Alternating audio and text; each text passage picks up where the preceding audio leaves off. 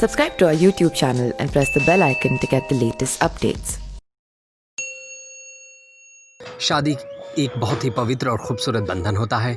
भारत में शादी की बहुत मान्यताएं हैं। हमारे देश में शादी को एक पवित्र बंधन की तरह देखा जाता है। और जब दो लोग एक दूसरे से विवाह करते हैं तो वो सिर्फ इस जन्म के लिए नहीं बल्कि 7 जन्मों के लिए एक दूसरे के हो जाते हैं। खासकर हिंदू धर्म में इस चीज़ की बहुत ही मान्यता है।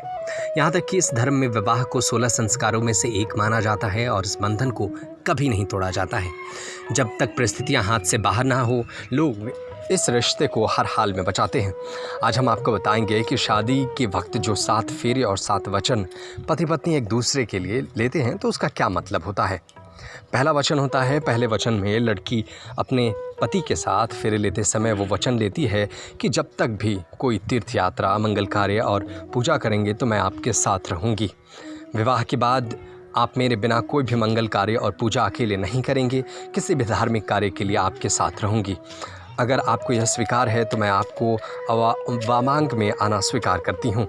ऐसे में जब कोई पुरुष कुमारा रहता है तो वो पूजा पाठ कर यानी धर्म कर्म यज्ञ हवन कर सकता है, लेकिन शादी होने के बाद बिना पत्नी के साथ उसकी की गई पूजा पूरी नहीं मानी जाएगी।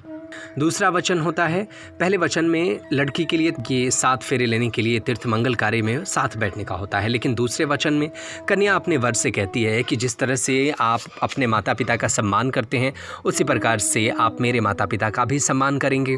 आप परिवार की मर्यादा के अनुसार धर्म या कोई अनुष्ठान ईश्वर के प्रति अपनी भक्ति बनाए रखने के साथ मैं आपके वामांग में आना स्वीकार करती हूँ। इसी वचन के तहत पुरुष को अपने माता पिता जैसा ही सम्मान कर अपने सास और ससुर को देना होता है।